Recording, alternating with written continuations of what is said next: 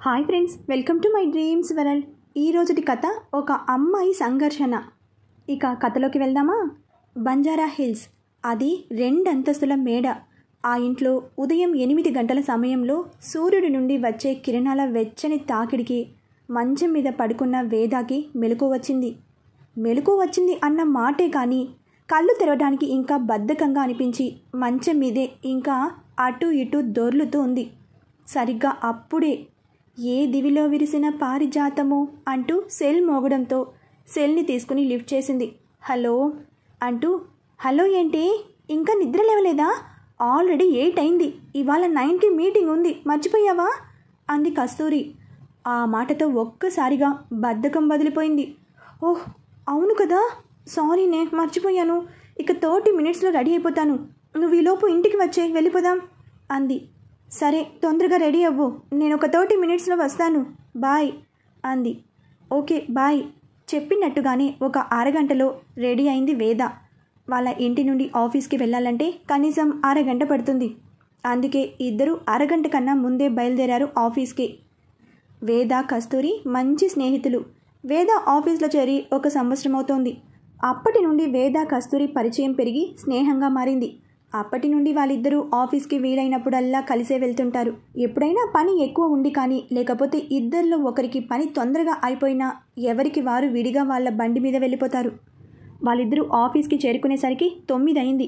ఆఫీస్కి వెళ్ళంగానే వేద తన మీటింగ్లో బిజీగా ఉండిపోయింది. ఆ మీటింగ్ పూర్తయ్యేటప్పటికి 2 గంటలు పట్టింది. మీటింగ్ అయిపోగానే వేద కస్తూరితో కలిసి క్యాంటీన్కి వచ్చింది, ఏమైనా టిఫిన్ తినడానికి. టిఫిన్ తీసుకుంటుంటే వేద అడిగింది కస్తూరిని, ఎంతవరకు వచ్చాయా నీ పెళ్లి పనులు? నిశ్చితార్థానికి ముహూర్తం కుదిరిందా? ఇంకా లేదు. ఆ విషయాలు మాట్లాడుకోవటానికే ఇవాళ అమ్మ వాళ్ళు ఆ అబ్బాయి వాళ్ళ ఇంటికి వెళ్తున్నారు. అక్కడ నిశ్చితార్థానికి మంచి రోజు చూసి ముహూర్తం నిశ్చయం చేసుకుంటారు. అలాగే పెళ్ళికి కూడా ఇవాళే ముహూర్తం చూసుకుంటారనుకుంటా. అయితే మా కస్తూరి తొందరలోనే పెళ్లి కూతురు అయిపోతుందన్నమాట. కంగ్రాట్స్. థ్యాంక్స్. పద, ఇప్పటికే లేట్ అయింది. చాలా పని పెండింగ్లో ఉండిపోయింది. నగరంలో ఆశా హాస్పిటల్కి చాలా మంచి పేరుంది. ఆ హాస్పిటల్లో ట్రీట్మెంట్ కోసం చాలా పెద్ద వాళ్ళు వస్తుంటారు. గుండెకు సంబంధించిన జబ్బులని నయం చేయడంలో మంచి ప్రాముఖ్యత సంపాదించుకుంది. అక్కడే కైలాష్ పనిచేసేది. కైలాష్కి 29 ఏళ్ళు ఉంటాయి. చూడటానికి బాగుంటాడు. ఆ హాస్పిటల్లో సంవత్సరం నుంచి పనిచేస్తున్నాడు. ఇప్పుడిప్పుడే హార్ట్ స్పెషలిస్టుగా మంచి పేరు వస్తోంది.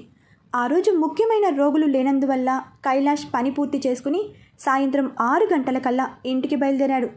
ఇంటికి వెళ్ళేసరికి చందన మేడం మెట్ల మీద కూర్చుని ఏదో నోట్స్ రాసుకుంటోంది.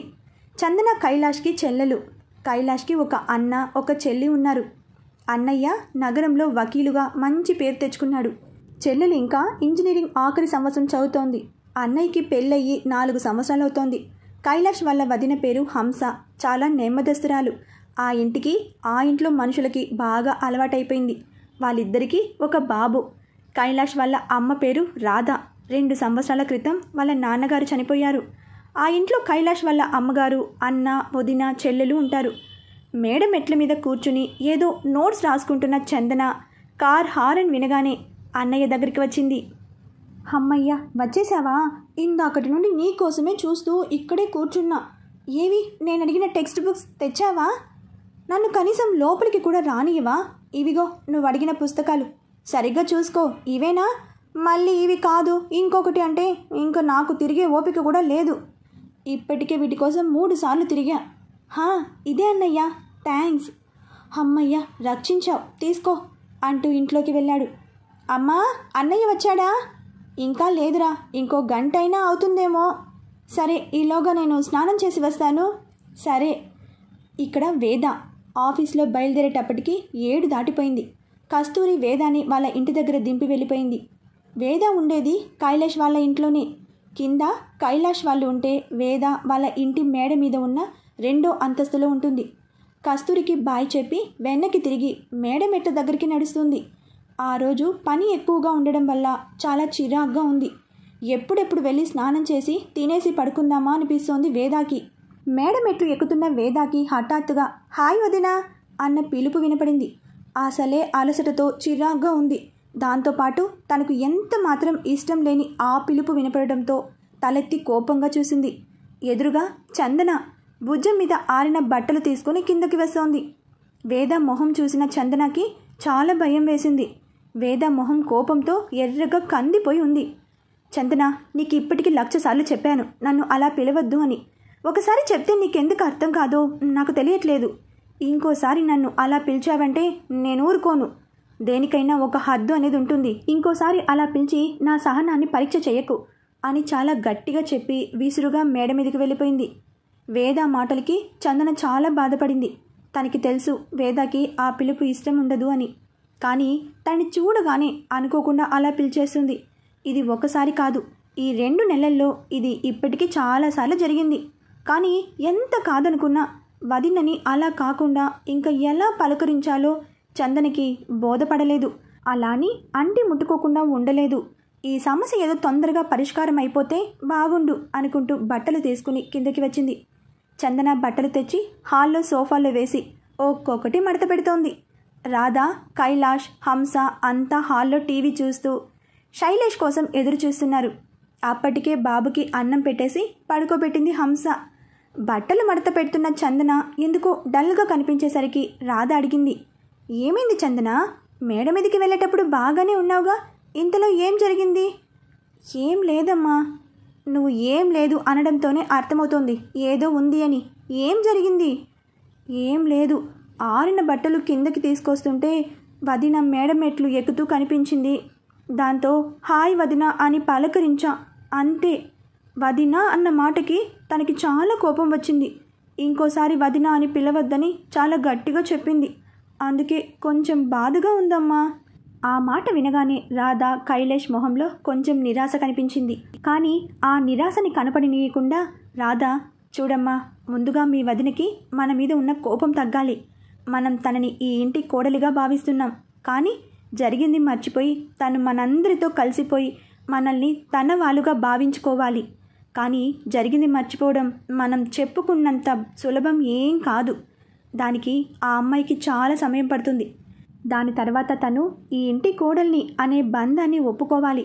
ఇదంతా జరిగేంత వరకు మనం కూడా తన పరిస్థితిని అర్థం చేసుకుని తనకి కావలసినంత సమయం ఇవ్వాలి. అప్పటిదాకా మనం ఏమీ తొందరపడలేం, ఏమీ నచ్చజెప్పలేం. అంతేకాదు, ఇప్పుడు మనం ఏం చెప్పినా తను వినే పరిస్థితిలో లేదు. కాబట్టి మనం ఓపిక పట్టాలి. ఇంకా ఆ విషయం ఇక్కడితో మర్చిపో అంది రాధ. ఇంతలో శైలేష్ వచ్చాడు. వస్తూనే అందరూ హాల్లో డల్గా ఉండడం గమనించి అడిగాడు, హాయ్, ఏంటి, ఏమైంది ఇవాళ అందరూ డల్గా కనిపిస్తున్నారు? ఏం లేదు లేరా, ఏవో మామూలు విషయాలే. కానీ ఏంటి ఇవాళ ఇంత లేట్ అయింది? అవునమ్మా, కొంచెం పని ఉంది. సరేలే, వెళ్ళి స్నానం చేసిరా, భోజనం చేద్దాం. సరే అని లోపలికి వెళ్ళిపోయాడు. ఇక్కడ వేద తలుపుకి తాళం తీసి లోపలికి వెళ్ళి బ్యాగ్ మంచం మీద పడేసింది. చందన తనని వదిన అని పిలిచినప్పటి నుండి ఆమెకి మనసేం బాలేదు. అసలే ఆఫీస్ నుండి రావడమే చాలా అలసటగా వచ్చింది. దానికి తోడు ఇందాక చందన పిలుపుతో చాలా అసహనానికి గురైంది. ఎంత వద్దనుకున్నా మళ్ళీ మళ్ళీ అదే గుర్తుకు వస్తుంది. చాలా చిరాగ్గా ఉంది ఆమెకు. ఆ అమ్మాయికి అసలు బుద్ధి లేదు. ఎన్నిసార్లు చెప్పాను అలా పిలవద్దు అని, అసలు వినిపించుకోదు. మూడంతా పాడైపోయింది. ఇంకా ఇక్కడ 10 నెలలు ఉండాలి. ఇక్కడ ఒక్కొక్క రోజు ఒక్కొక్క యుగంలా గడుస్తోంది. ఈ 10 నెలలు ఎప్పుడు పూర్తవుతాయో ఏంటో. ఇప్పటికే 2 నెలలు గడవడమే చాలా కష్టమైంది. అసలు వాళ్ళు అడిగిన దానికి ఒప్పుకోకుండా ఉండాల్సింది. అనవసరంగా ఒప్పుకున్నా అని బాధపడింది. ఇంతలో ఫోన్ మోగింది. ఫోన్ చేసింది ఎవరో కూడా చూడకుండా ఎత్తి హలో అంది. ఆమెలో ఉన్న అసహనం, చిరాకు అంతా ఆ ఒక్క హలో అనే పదంలోనే అర్థమైపోతుంది. ఆ పిలుపు వినగానే అడిగింది కస్తూరి, ఏంటే అంత చిరాగ్గా ఉన్నావు, ఏమైంది? ఓ కస్తూరి, నువ్వా? సారీనే, నెంబర్ చూడలేదు. ఏంటో చెప్పు. ఏమైంది? మాట చాలా చిరాగ్గా వచ్చింది ఇందాక. ఏం లేదులే, చెప్పు. ఏం లేదని అంటావేంటే అంత చిరాకులో ఉండి? ఏం లేదు, మూడు కొంచెం పాడైంది. ఏదైనా ముఖ్యమైన విషయమా? లేదు అంటే నేను తర్వాత చేశాను. సరేలే, ఇప్పుడు నీ మూడు ఏం బాగున్నట్టు లేదు, తర్వాతే చెయ్యి అని ఫోన్ పెట్టేసింది. పెట్టేస్తూ అనుకుంది, ఏమైంది దీనికి? సడన్గా ఆఫీస్ నుండి వచ్చేటప్పుడు ఏదో పని ఒత్తిడే తప్ప మూడు బాగానే ఉంది. ఇంతలో ఏమైందబ్బా? నిశ్చితార్థం డేట్, పెళ్లి డేట్ ఖాయమైందని చెప్దామనుకుంటే అది మూడ్లో లేదు. సరేలే, మూడ్ సెట్ అయ్యాక అదే చేస్తుందిగా, అప్పుడు చెప్తాంలే అనుకుని ఊరుకుంది. ఛ, అసలు ఇందాక ఆ అమ్మాయికి ఎదురు పడకుండా ఉంటే పోయేది. స్నానం చేసి కొంచెం సేపు మేడ మీద వెన్నెలలో కూర్చుందాం, కొంచెమైనా మనసులో ఈ అలజడి తగ్గి ప్రశాంతంగా ఉంటుంది అని అనుకుని స్నానం చేయడానికి బాత్రూంకి వెళ్ళింది వేద. ఇక్కడ కైలాష్ వాళ్ళందరూ భోజనాలు ముగించి బయట వెన్నెల ఉండటంతో అక్కడ కుర్చీలు వేసుకుని కూర్చున్నారు. ఆ ఇంటి వాకిలి నుండి గేట్ వరకు చిన్న ఎత్తులో పచ్చగడ్డి పెంచి ల్యాండ్ లాగా తయారు చేశారు. సాయంత్రం రాత్రి అలా ఆరు బయట కూర్చోవడానికి వీలుండేలాగా అక్కడ ల్యాండ్ లాగా ఏర్పరచుకున్నారు. కార్లు పార్క్ చేసుకోవడానికి, బైక్లు పార్క్ చేసుకోవడానికి ఇంటికి వెనక వైపున స్థలాన్ని ఖాళీగా ఉంచారు. వాళ్ళకి 2 కార్లు, 1 బైక్ ఉన్నాయి. ఎవరి వీలును బట్టి వాళ్ళు ఆ వాహనాలని వాడుకుంటారు. వాటితో పాటు వేద బైక్ కూడా అక్కడే పార్క్ చేసి ఉంటుంది. కొంచెం సేపు వాకిట్లో చల్లగాలికి కూర్చుని కాసేపు కబుర్లు చెప్పుకుని నిద్రపోవడానికి లేచారు. కానీ కైలాష్ మాత్రం ఇంకా అక్కడే కూర్చున్నాడు. దాంతో రాధ అడిగింది, ఏంట్రా రావా? లేదమ్మా, నేను కొంచెం సేపు ఇక్కడే కూర్చుంటాను, తర్వాత వస్తాను. సరేలే. కైలాష్ ఇందాక చందన వేద గురించి చెప్పిన దాన్నే ఆలోచిస్తున్నాడు. ఇంతలో వేద మేడ మీదికి వెళ్ళడాన్ని చూశాడు. అనుకోకుండా తన అడుగులు కూడా మేడ మెట్ల మీదికి నడిచాయి. మేడ మీదకు వెళ్ళి గోడ దగ్గర నిల్చుని వెన్నెలని చూస్తూ తన మనసుని ప్రశాంతంగా ఉంచుకోవడానికి ప్రయత్నం చేస్తోంది వేద. ఆ రోజు పౌర్ణమి అనుకుంటా. ఆకాశంలో చంద్రుడు నిండుగా కనిపిస్తున్నాడు. తల తిప్పి చుట్టుపక్కల తన కంటి చూపు మేర చూస్తోంది. నగరమంతా విద్యుత్ కాంతులతో వింతగా వెలిగిపోయినట్టు కనిపిస్తోంది. ఆమె నైట్ డ్రెస్లో ఉంది. చల్లగాలికి ముంగురులు చెంప మీద పడుతుంటే వాటిని సవరించుకుంటోంది. అప్పుడే కైలాష్ మేడ మీద ఆఖరి మెట్టు మీదకి వచ్చాడు. వేదాని అలా చూడగానే కైలాష్కి ఒక్క నిమిషం తన మనసు చెదిరింది. తను చాలా అందంగా ఉందనిపించింది. ఆ అమ్మాయిని ఏమైనా పలకరించాలనిపించింది. ఎలా అయినా తనతో మాట కలపాలి అనిపించింది. కానీ పలకరిస్తే ఆ అమ్మాయి రియాక్షన్ ఎలా ఉంటుందో తెలుసు. కానీ పలకరించకుండా ఉండడం అసాధ్యం అనిపించింది. అందుకే ధైర్యం చేసి అక్కడి నుండే హలో అన్నాడు. కానీ వేదాలో ఎలాంటి స్పందన రాలేదు. అసలు తన పిలుపు వినిపించిందో లేక వినిపించలేదో తనకు అర్థం కాలేదు. అందుకే కొంచెం దగ్గరగా వెళ్ళి పలకరించాడు, హలో అని. అంత దగ్గరగా తన వెనకే పిలుపు వినిపించడంతో వేద ఉలిక్కిపడి వెనక్కి తిరిగింది. అక్కడ కైలాష్ కనిపించడంతో అప్పటిదాకా ఆమెలో ఉన్న ప్రశాంతత ఒక్కసారిగా ఎగిరిపోయింది. దాంతోపాటే ఒక్కసారిగా కోపం, అసహనం ఆమె మొహంలో ప్రత్యక్షమయ్యాయి. ఆమె మొహంలో కనిపించే భావాలు చూసేసరికి అతనికి చాలా నిరాశ కలిగింది. ఒక్కసారిగా మేడ దిగి కిందికి వెళ్ళిపోదాం అనిపించింది. కానీ అది క్షణికం మాత్రమే. తన ఆ బాధని కనపడనీయకుండా అడిగాడు, భోజనం చేశావా అని. ఆ అమ్మాయి నుంచి ఎలాంటి సమాధానం రాలేదు. విసురుగా తల తిప్పేసుకుంది. అసలు కైలాష్ అక్కడికి రావడం తనకి ఏమాత్రం నచ్చలేదు. తనేదో కొంతసేపు ఇందాక జరిగిన విషయాన్ని మర్చిపోయి ప్రశాంతంగా ఉందామని వస్తే ఇక్కడికి కైలాష్ రావడం చాలా ఇబ్బందిగా అనిపించింది. వేద అలా తల తిప్పేసుకుంటుంటే కైలాష్కి మనసులో కలుక్కుమన్నట్టు అనిపించింది. అయినా మనసుని సమాధానపరుచుకుని చిరునవ్వుతో మళ్ళీ అడిగాడు, భోజనం చేశావా అని. ఈసారి కూడా ఆ అమ్మాయి నుంచి ఎలాంటి సమాధానం రాలేదు.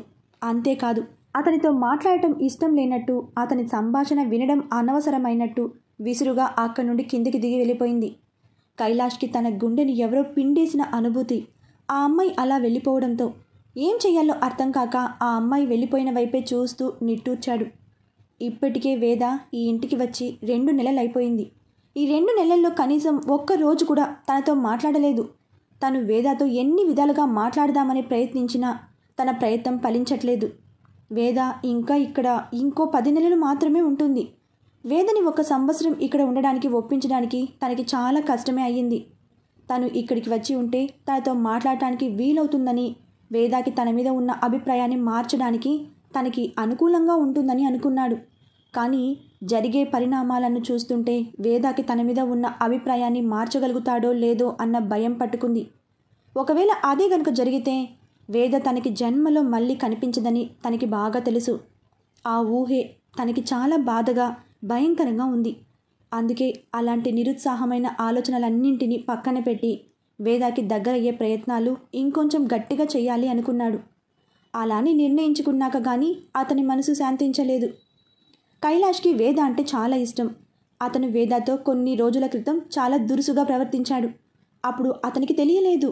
ఆ అమ్మాయి అమాయకురాలని. అతను ఉన్న పరిస్థితుల్లో చెప్పుడు మాటలు విని ఉచితానుచితాలు మర్చిపోయి వేదాన్ని అపార్థం చేసుకుని వేద ఎంతగా చెప్తున్నా సరే వినిపించుకోకుండా బలవంతంగా ఆ అమ్మాయి మెడలో తాళి కట్టాడు. కానీ తను చేసిన పొరపాటు తెలుసుకునేటప్పటికే జరగాల్సిందంతా జరిగిపోయింది. సరిదిద్దుకోలేని తప్పు జరిగిపోయింది. అప్పటి తన ప్రవర్తన గుర్తొచ్చినప్పుడల్లా అతనికి తన మీద తనకే కోపం వస్తుంది. తనకి తెలుసు తను చేసింది ఏమంత చిన్న తప్పు కాదు అని. క్షమించు అనగానే క్షమించేయడానికి. కానీ వేదాకి ఎలాగైనా క్షమార్పణలు చెప్పి తన వల్ల జరిగిన తప్పుకి ప్రాయశ్చిత్తం చేసుకోవాలనుకున్నాడు. దానికోసం ఆ అమ్మాయిని వెతుక్కుంటూ వాళ్ళ ఊరు వెళ్ళాడు. తను వెళ్ళేటప్పటికీ వేద అక్కడ ఆ ఊళ్ళో లేదు. ఆ ఊళ్ళో 6 నెలల దాకా ఉన్నాడు. వేద జాడ ఏమైనా తెలుస్తుందేమోనని. కానీ అతనికి వేద జాడ ఏమాత్రం తెలియలేదు. కానీ ఊరి వాళ్ళ దగ్గర నుండి వేద గురించి తన మంచితనం గురించి తెలిసాక తను చేసిన పని ఎంత అనుచితమో అతనికి అర్థమైంది. వేద అంటే నెమ్మదిగా ఇష్టం మొదలైంది. ఇలాంటి అమ్మాయిలు చాలా అరుదుగా ఉంటారనిపించింది. ఆ ఊరి నుండి వచ్చాక కూడా వేద గురించి ఎక్కువగా ఆలోచించేవాడు. వేద మీద తనకి ఉన్న ఇష్టం ఎప్పుడు ప్రేమగా మారిందో అతనికే తెలియదు. ఇప్పుడు ఆ అమ్మాయి లేకపోతే తన జీవితంలో పెద్ద వెలితి నెలకొన్నట్టుగా అనిపిస్తోంది. ఆ అమ్మాయిని ఎలాగైనా తన జీవితంలోకి తీసుకుని రావడానికి ఎలాగైనా ఆ అమ్మాయిని ఒప్పించి ఆ ఇంటి కోడలిగా తీసుకుని రావాలని చాలా ప్రయత్నం చేస్తున్నాడు. కానీ ఆ అమ్మాయి అతనితో మాట్లాడటానికి కూడా ఇష్టపడడం లేదు. అతనికి ఏం చెయ్యాలో అర్థం కావట్లేదు. అలా ఆ రాత్రి ఆలోచనలో మునిగిపోయి ఎప్పటికో కిందికి వచ్చాడు. ఆ మరుసటి రోజు కస్తూరి వేద వాళ్ళ ఇంటికి వచ్చింది. వేద కస్తూరి ఇద్దరు కలిసి కస్తూరి బైక్ పైన ఆఫీస్కి బయలుదేరారు. దారిలో కస్తూరి అడిగింది వేదాని, ఏంటే నిన్న కొంచెం సేపు అయ్యాక ఫోన్ చేస్తానన్నావు కానీ చేయనే లేదు. నీ మూడెందుకో బాలేనట్టుంది నిన్న. అదేం లేదు, నిన్న ఆఫీస్లో కొంచెం ఎక్కువ పని ఉంది కదా, అందుకే అలసటగా అనిపించింది. అప్పుడే నువ్వు ఫోన్ చేశావు. ఆ మూడ్లో ఉండి ఏదో మాట్లాడినట్టున్నాను. అది సరే కానీ ఇంతకీ నువ్వు ఫోన్ ఎందుకు చేశావు? వేద చెప్పింది ఎందుకో నిజమని అనిపించలేదు కస్తూరికి. ఆఫీస్ పని ఎక్కువగా ఉన్నమాట నిజమే, అయినా ఇంకేదో వేరే కారణం ఉందని అనిపించింది. కానీ దాని గురించి ఎక్కువగా రెట్టించలేదు. అంతగా ఆ విషయం చెప్పాలనుకుంటే తనే చెప్తుంది కదా, ఎందుకు అనవసరంగా తనని ఇబ్బంది పెట్టడం అనిపించింది. ఏంటి ఇంతకీ ఎందుకు ఫోన్ చేశావంటే ఏం చెప్పకుండా ఏం ఆలోచిస్తున్నావు అంది వేద. ఏం లేదు, నీకు ఒక గుడ్ న్యూస్ చెప్దామని ఫోన్ చేశా. ఏంటిది? చెప్తా, ఎలాగో ఆఫీస్కి వచ్చేసాంగా, బైక్ పార్క్ చేసి క్యాంటీన్కి వెళ్ళి టిఫిన్ తింటూ మాట్లాడుకుందాం అంది కస్తూరి. సరే పద, నాకు కూడా ఆకలేస్తోంది, ఏమైనా తింటూ మాట్లాడుకుందాం. కస్తూరి బైక్ పార్క్ చేసి వచ్చింది. ఇద్దరు కలిసి క్యాంటీన్కి వెళ్ళారు. టిఫిన్ తింటూ అడిగింది వేద, ఇప్పుడు చెప్పు ఏంటి విషయం? అదే నిన్న అమ్మ వాళ్ళు అబ్బాయి వాళ్ళ ఇంటికి వెళ్ళారు అని చెప్పాను కదా, నిశ్చితార్థం గురించి పెళ్లి గురించి మాట్లాడటానికి. అవును చెప్పావు. ఇంటికి ఏమనుకున్నారు, డేట్స్ కుదిరాయా? అది చెప్దామని నిన్ను ఫోన్ చేశా. సర్లేవే ఇప్పుడు చెప్పు, ఇంటికి ఎప్పుడు పెళ్ళి? ఇంకో 10 రోజుల్లో ఎంగేజ్మెంట్, ఆ తర్వాత ఇంకో నెల రోజుల్లో పెళ్ళి. ఓహ్ అవునా, కంగ్రాట్స్. థ్యాంక్స్.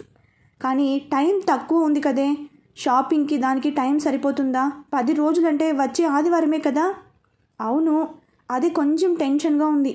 నువ్వు ఈ 10 రోజులు ఏం పని పెట్టుకోకు, మనం ఎంగేజ్మెంట్కి సంబంధించిన షాపింగ్కి దానికి వెళ్దాం, సరేనా? సరేలే, నేనేం పనులు పెట్టుకోను ఈ 10 రోజులు. ఇవాళ కుదరదేమో, రేపు పని తొందరగా పూర్తి చేసేసుకుని ఆఫీస్ నుండే షాపింగ్కి వెళ్దాం అంది వేద. సరే అంది కస్తూరి. అయినా నువ్వు ఈ 10 రోజులు మా ఇంట్లోనే ఉండొచ్చు కదా, ఒక్కదానివి అక్కడ ఉండడం ఎందుకు అంది కస్తూరి. లేదే, మళ్ళీ మీకు ఇబ్బంది అంది వేద ఇంకేమనాలో తెలియక. మాకా ఇంకా నయం, నేనే అడుగుతున్నాను కదే, మాకేం ఇబ్బంది లేదు. వద్దులే, కావాలంటే ఎంగేజ్మెంట్కి ముందు రోజు వస్తాను. ఇన్ని రోజుల ముందు నుండి ఎందుకు? నీ ఇష్టం. అసలు ప్రశాంతంగా హాస్టల్లో ఉండేదానివి, అది వదిలేసి ఇక్కడికి ఎందుకు వచ్చావో నాకు అర్థం కాదు. ఆ హాస్టల్ అంతా బాగానే ఉంది కదా, అక్కడ ఫుడ్ కూడా చాలా బాగుండేది. అది కాక ఆ హాస్టల్ ఆఫీస్కి చాలా దగ్గర, అది నువ్వు అనవసరంగా ఖాళీ చేశావు. అసలు అక్కడ నుండి ఆ ఇంటికి ఎందుకు మారావు అంటే ఏం మాట్లాడవు. ఆ ఇల్లు ఏమైనా ఆఫీస్కి దగ్గరలో ఉందా అంటే అది కాదు. అక్కడి నుండి ఆఫీస్కి రావడానికి అరగంట అయినా పడుతుంది. పోనీ ఆ ఇల్లు చూస్తే దాని రెంట్ ఎంత కాదన్నా 10,000 దాకా ఉంటుంది. అంత పెట్టి అంత దూరంలో ఇల్లు తీసుకోవడం ఏంటో, మళ్ళీ అక్కడ ఒక్కదానివే ఉంటావు. అసలు నువ్వు ఏం చేస్తున్నావో నీకేమైనా అర్థమవుతుందా అని. నీకెన్నిసార్లు చెప్పాను ఆ ఇల్లు ఖాళీ చేయమని. నీకంతగా కావాలంటే మా ఇంట్లో ఉండు, లేదు అంటావా హాస్టల్లో ఉండు, అంతేకాని అక్కడ ఒక్కదానివి ఎందుకు చెప్పు. అబ్బా మళ్ళీ మొదలు పెట్టావా, ఆ విషయం వదిలేవే. ఏమైనా అంటే ఇదొక్క మాట మాత్రం మాట్లాడతావు. సరే నీ ఇష్టం, వెళ్దామా? సరే పద. ఆ మరుసటి రోజు నిశ్చితార్థానికి కావలసిన బట్టలు కొందామనుకున్నారు. కానీ అమర్, కస్తూరికి కాబోయే భర్త, కస్తూరిని కలవడానికి వచ్చేసరికి కుదరలేదు. అందుకే తర్వాత రోజు వెళ్దామనుకున్నారు. ఆ రోజు శుక్రవారం. ఆఫీస్లో తొందరగా పని పూర్తి చేసుకుని షాపింగ్కి బయలుదేరారు స్నేహితులిద్దరూ. ఆ రోజు షాపింగ్ పూర్తి చేసుకుంటే ఎలాగో శనివారం ఆదివారం సెలవే కాబట్టి వాటికి మ్యాచింగ్ బ్లౌజెస్ కుట్టించుకోవడానికి ఉంటుందని అనుకున్నారు. కస్తూరి నిశ్చితార్థానికి 2 చీరలు తీసుకుంది. వేదాన్ని కూడా కొత్త చీర తీసుకోమని చెప్పింది. నాకెందుకే, నా దగ్గర చాలానే ఉన్నాయి డ్రెస్సెస్. ఉంటే ఉన్నాయి కానీ ఒక మంచి చీర తీసుకో. సరే అని షాప్ మొత్తం తిరిగి ఒక మంచి గాగ్రా చొలి తీసుకుంది. అది మీద వేసుకుని చూపించింది కస్తూరికి. ఎలా ఉంది అని. చీర తీసుకోవే అంటే ఇది తీసుకున్నావేంటి? నాకు ఇది బాగా నచ్చింది. ఈ బ్లూ కలర్ అంటే నాకు ఇష్టం. ఇంతకీ ఎలా ఉంది చెప్పు. బాగుంది, కానీ ఆ కాలర్ నెక్ ఏంటే, వేరే నెక్ ఉన్నది సెలెక్ట్ చేసుకో. నువ్వు ఆఫీస్కి వేసుకొచ్చే డ్రెస్సులు కాలర్ నెక్కే, మళ్ళీ ఇది కూడా కాలర్ నెక్కేనా? వేరే ఏదైనా ఇదే రంగులో తీసుకో. కస్తూరి అలా అనేసరికి వేద అదోలా అయిపోయింది.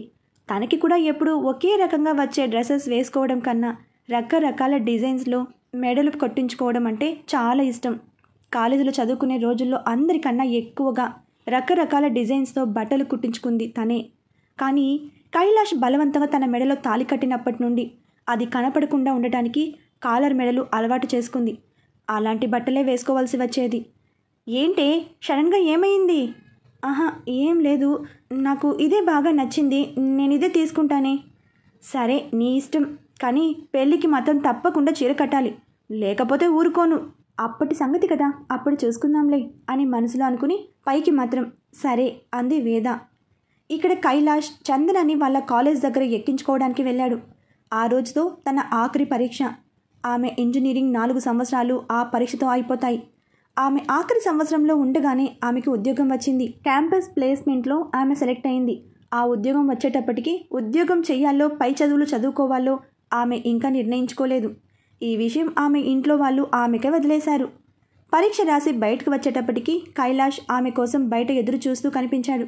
రాగానే అడిగాడు, ఎలా రాశావు? సూపర్, చాలా బాగా రాశాను, ఖచ్చితంగా డిస్టింక్షన్ వస్తుంది. గుడ్, పద వెళ్దాం. కారులో ఇంటికి వస్తుండగా అడిగాడు, ఇప్పుడు చెప్పు, నీ పరీక్షలన్నీ అయిపోయాయిగా, ఏం నిర్ణయించుకున్నావు? జాబ్ చేస్తావా లేకపోతే పీజీ ఎంట్రన్స్కి కడతావా? జాబ్ చేద్దాం అనుకుంటున్నా అన్నయ్య. 1 సంవత్సరం జాబ్ చేసి ఆ తర్వాత పీజీ చేస్తా. సరే నీ ఇష్టం. అన్నయ్య, ఏదైనా సినిమాకి వెళ్దామా? ఇప్పుడా? సినిమా అయ్యి మనం ఇంటికి వెళ్ళేటప్పటికి రాత్రి 9 అవుతుంది. ప్లీజ్ అన్నయ్య వెళ్దాం. నీకు అసలు ఎప్పుడు ఖాళీయే ఉండదు. అది కాక ఇవాళ నా పరీక్షలు కూడా అయిపోయాయి. వెళ్దాం అన్నయ్య. సరే పద, అమ్మకి ఫోన్ చేసి చెప్పు వచ్చేటప్పటికి ఆలస్యం అవుతుందని. సరే అంది చందన. ఇద్దరూ సినిమా చూసి ఇంటికి వచ్చేటప్పటికి 9 అయ్యింది. చందనని దింపేసి కార్ పార్క్ చేయడానికి ఇంటి వెనక వైపుకు వెళ్ళాడు. కార్ పార్క్ చేసి వచ్చేటప్పుడు మేడ మీద చూశాడు. వేద ఇంట్లో లైట్ వెలగలేదు. వేద ఇంటికి వచ్చి తొందరగా పడుకుందో లేక ఇంకా ఇంటికి రాలేదో అర్థం కాలేదు కైలాష్కి. ఇంట్లోకి వెళ్ళి వాళ్ళ అమ్మని అడిగాడు, అమ్మా, వేద రావడం నువ్వేమైనా గమనించావా అని. లేదురా, ఇంకా రాలేదు. ఇవాళ ఎందుకో బాగా ఆలస్యమైంది. ఆఫీస్లో పని ఎక్కువగా ఉందేమో. కాళ్ళు కడుక్కుని రండి, భోంచేద్దాం అంది. సరే. వాళ్ళు భోజనం ముగించేటప్పటికి 10:30 దాటింది. అప్పటికే అలసిపోవడంతో అందరూ పడుకున్నారు. కైలాష్కి మాత్రం ఎంత ప్రయత్నించినా నిద్ర రావట్లేదు. వేద వచ్చిందేమో అని ఒక చెవి గేట్ వైపు వేసే ఉంచాడు కైలాష్. కానీ వేద వచ్చిన జాడ లేదు. అతనికి చాలా ఆందోళనగా, కంగారుగా ఉంది. అసలు ఇంకా ఆఫీస్ నుండి బయలుదేరిందో లేదో తెలీదు. పోనీ ఫోన్ చేసి కనుక్కుందామంటే వేద నెంబర్ తన దగ్గర లేదు. ఏం చెయ్యాలో అతనికి అర్థం కాక అటు ఇటు తిరుగుతున్నాడు. వేదాకి ఇష్టం లేకుండా ఈ కైలాష్ ఎందుకు తాళి కట్టాడు? వేద ఇంకా ఇంటికి ఎందుకు రాలేదు? ఇవన్నీ తర్వాతి అప్డేట్లో తెలుసుకుందాం. అంతవరకు ఒక చిన్న లైక్ వేసుకోండి. బాయ్ ఫ్రెండ్స్, మరొక భాగంతో కలుసుకుందాం.